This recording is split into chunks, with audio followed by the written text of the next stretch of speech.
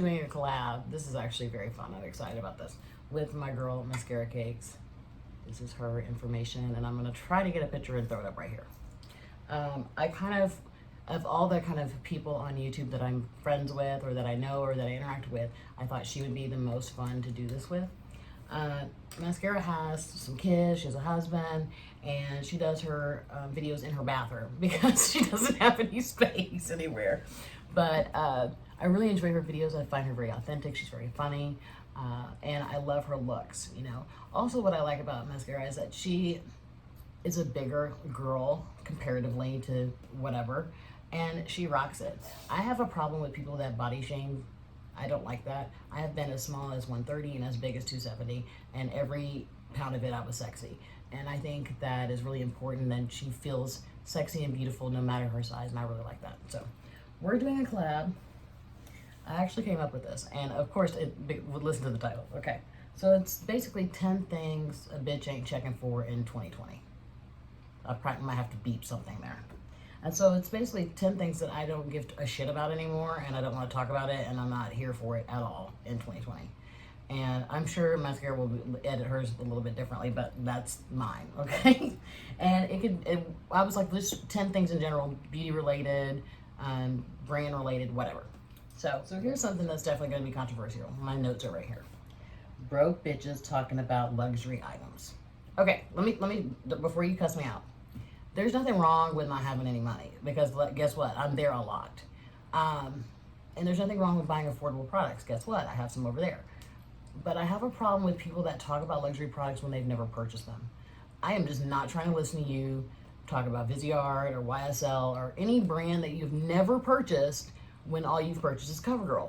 Now, there's nothing wrong with purchasing CoverGirl if that's what the fuck you like. But don't talk about Natasha Denona, for one, if you've never experienced, you know, the full range of her shadows. Another thing is, like, Natasha's, since I've been rocking with Natasha, is before she was even in Sephora. So I bought her first palette off of Beautylish. And so the formula has changed here and there. I mean, all of her palettes are basically different formulas. But that doesn't mean that one is better or one is worse, or it's just different, right? So just because you experience one palette doesn't mean that the others are going to be bad or whatever. So broke is a relative word, bitch is a relative word, take it as you want to. If you're gonna take anything serious in this fucking video, then just go like this right here. Click out. Okay, second one, eyeshadow palette release fatigue. As you know, I have a very large collection, over 900. In the month of February, where are we in March, I did not buy any eyeshadow palettes. I didn't buy anything beauty related, and guess what? I did not die. It wasn't something I did on purpose. It's just, I just was like over all of the shit that was being released. I'm tired of it. Name one, ColourPop. Like, I used to be ride or die for ColourPop when the old school super shock shadows, but they're releasing so much shit that it's becoming repetitive, and I don't care. Like, I don't care that they're $12. I don't care if they're $5. I don't want to buy it because you're releasing shit every fucking week, and not just a palette, like a full fucking fledged collection of shit that I don't need. So that's number 2. What is this about? Number 3, YouTubers or with reputable companies collabing with Morphe. What? Why? I'm not talking about Jaclyn Hill, but Manny, Jeffrey, and I don't like Jeffrey. They have great businesses. They're excelling left and right. Why the fuck are y'all collabing with the most shady of shadiest fucking... I wouldn't buy a Morphe palette if you set me on fire and gave me $1,000 to do it. Like, I would not do it. I have some Morphe palettes that I'm really ready to get rid of. They're so shady and so just suspect. You know, they're the kind of brand that, like, when they come in your house, you make sure they left with what they came in and nothing extra. That's how I feel about Morphe. Like, I gotta watch them. And I don't understand Jeffree Star. You know I don't like him, but I have all of his palettes and I love them all. Why are you collabing with him? Like, there's something like Illuminati-ish about that. Like, why are y'all doing that? That's a weird vibe for me. Manny too. Manny's kicking ass with his palettes, his lip glosses. It doesn't make sense. I'm not here for that collabs with brands. No. Okay. I am not checking for Jaclyn Hill. I could give 2 fucks about Jaclyn Hill. I'm done. Like, Y'all keep giving her chances, and she keeps pleading, and I'm still my loyal constituents, like she's running for, a senator. No. Y'all need to go ahead and bye. I'm not here for Jacqueline. Nothing that she has to say, everything that comes out of her mouth is a lie. That's all there is to it. And if you are still checking for Jacqueline, you can go ahead and click the fuck out, because I'm not here for it. Okay. This has really been something that recently has popped up in my feed a lot. Fair-skinned YouTubers complaining about products that are not made for them. Now, I take this very personal as a person who is African American, whose products were never made for us. Never. Until like 2 years ago. And I get it. We're talking about inclusivity, and we're talking about from fair, light to deep. But there's just something particularly annoying about a fair-skinned YouTuber complaining that something is not made for them when everything in the world is made for them. Everything. From clothes to makeup to jewelry, everything is made for Caucasian people. And I'm not trying to be racist, I'm trying to give you the facts. And is it right or wrong, or it's what it is, And so we're trying to all kind of work towards inclusivity on many levels. But I think people need to be more sensitive to, like, hey, this world is run by white folks. And like I said, I'm not trying to be racist or anything. I'm trying to tell you what the facts are. This is the facts. And so it's just a little insensitive to me that someone would complain about a foundation not being their shade if the foundation was made for African American people. Dubious Place, their stuff is too deep and too rich for it's not made for you, sis. Like, that just really fucks with me in a, like, special kind of way. And like, I don't want to get into an argument about white and black and this and that. I'm telling you what the economic, breakdown of the world is. And the United States is that it is run by Caucasian white males.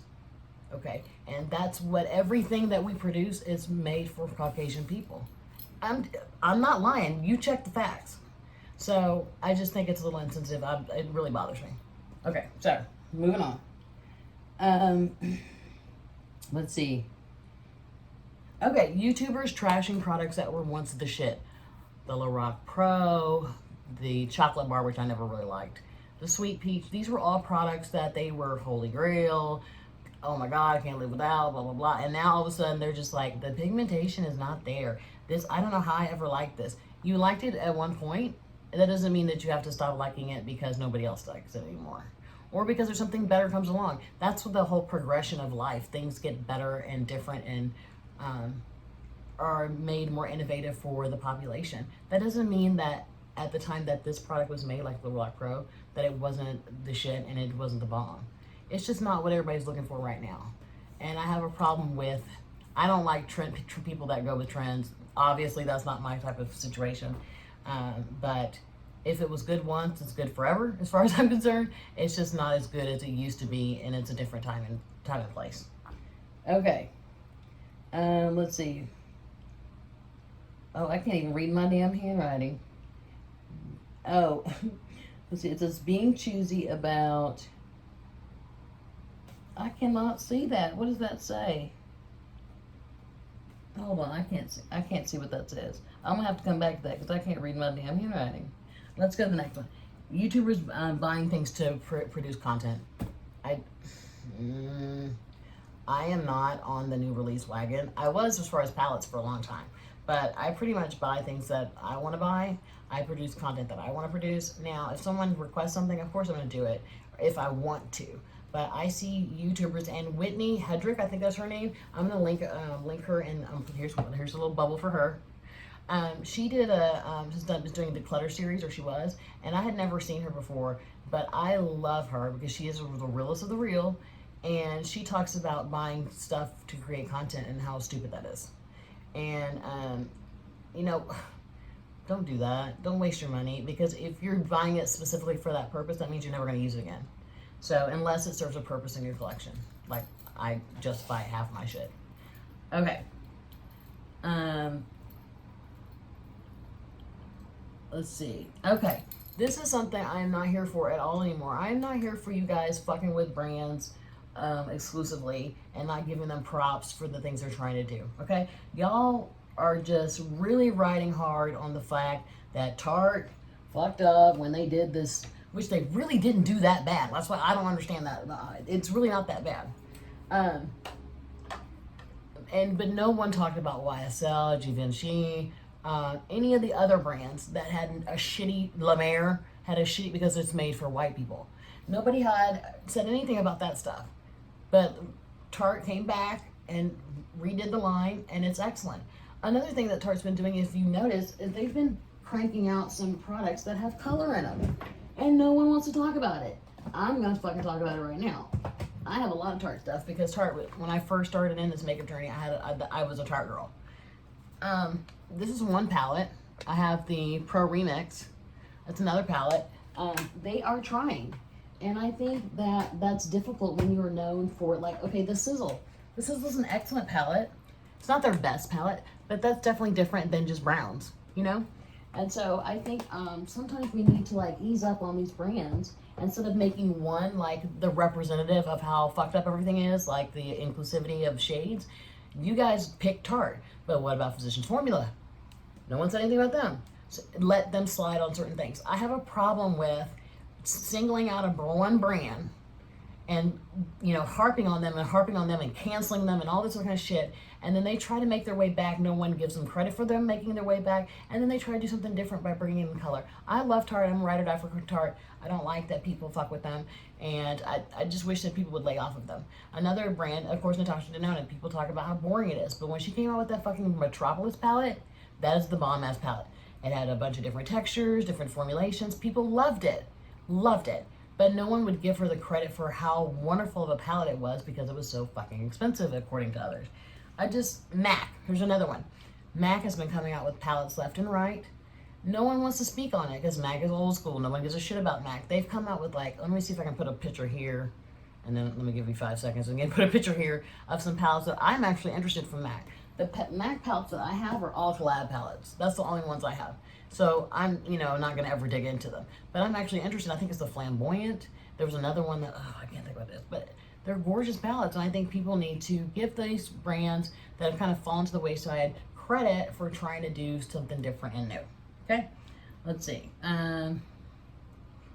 Let's see. What else? I cannot... It says being choosy about... I don't know. I can't. Oh, this is what it says. Okay, I got it now because I cannot read my own handwriting. This was in the middle of the night. Being choosy about canceling certain brands, which is what I was trying to talk about a minute ago. I don't believe in cancel culture. I think it is counterproductive. I believe you should hold people accountable for the fucked up shit they do. Okay, and I think we all do fucked up shit, right? I mean, I do, like, regularly. I am big on harping on Jeffree Star. I held him accountable for everything that he does, everything he's done in his past, because your past does affect your future. But no one ever held a Kathleen Lights accountable for saying the N-word while she was drunk, apparently. I don't give a shit if you were higher than Cooter Brown. You said it. And you said it on camera. So no one said anything to her. They buy her collabs. The only person that I've seen on YouTube mention it is Monica from Matte Beauty. I'm going to put something up here from my girl Monica. She was the only one that said that we were letting her slide. You know, the Laura Lee. Now, Laura Lee and Manny MUA. I don't like Laura. She gets on my nerves. She got on my nerves before all this shit happened. She's an annoying person. People have forgiven Manny, but have not forgiven Laura. Okay? Even though her apology was insanely ridiculous and no one was here for that. She tried. Manny was silent for a good year before he said anything and let his brand grow, which is what Laura should have done. She should have kept her fucking mouth shut. But people are forgiving Manny, but they're not forgiving Laura. I don't understand. Like, if you're going to hold one person accountable for one situation and there's another situation that's pretty much mimics that, you have to hold everybody accountable, just like Tarte, Physicians Formula, Givenchy, everybody, you know? So I don't like that only certain people are held accountable for certain things. I also don't like that. I will say I don't like Jeffree Star. There is a YouTuber that is in love with him and buys all his shit, and he is evilly shitty to her. And I don't know why she continues to, you know, buy from him. I have seen her lately declutter a lot of his stuff. I don't know, but she's never really spoken to how she feels about him necessarily, that she doesn't like how I'm sure he treats her. I don't like how he treats her, but I still buy his stuff. Doesn't mean I condone what he does, no. I just don't like the way he treats her, but I like the products.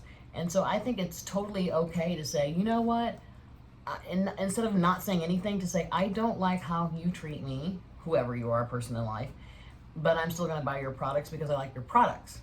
Or I'm still going to support the people that make your products, not you, because they need to be paid.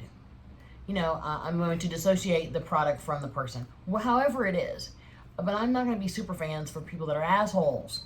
So, I don't know, but there's a lot of people like Jacqueline saying, Jacqueline really can kiss the fattest part of my ass. I know that. I'll be 40 next month, okay? And this is how much of a fuck I give what people think about me. I just don't care. I just don't care. And it's the best feeling. It's the best feeling when you know you're a good person, you know you work hard, you know you contribute to society, you know you love what you do. And so you have no reason to hide from anybody who you really are. You know, I just think it's really sad that so many people put on a front on YouTube about who they are. And I'm not here for that shit either. The whole thing for me about YouTube is that this is me. If you were to meet me in real life, this would be me. Like, you would get the same that you get right here, you would get it in real life. It's just, I'm the same person. But you might also find out that I'm very loving, I'm very kind, I'm very caring, I'm very emotional, I'm very loyal. You might find out that as well. But as far as how driven and passionate I am about certain subjects, that's just how I am. Okay, so these are the 10 or so things that I'm just not fucking checking for this year. I'm not here for any of this shit. Y'all can take that shit somewhere else. Go tell someone who gives a shit, because it's not me. That's how I feel about that. The next couple of weeks, I will be doing a palette week. I'm super excited. You guys know I love palettes. So I'll be doing like different, per day, different types of palette related whatever. And I'm super excited about that. So hopefully you guys will check that out. I am trying to really work on my schedule. I've gotten 3 new jobs since I started YouTube, but I did transition to another position and I'm really excited about it. I'm working from home for like the next 3 weeks or so, 4 weeks or so. So I will be able to really fine tune my schedule and be able to do a lot more videos. So thank you for hanging out with me, guys. I'm always so glad that you're here with me. If something offended you, guess what? You'll be fine. Just remember, guys, if things are going sideways, it does get real, it gets different, it gets real fucking different. Hang on for the ride, guys. Thank you so much. Bye.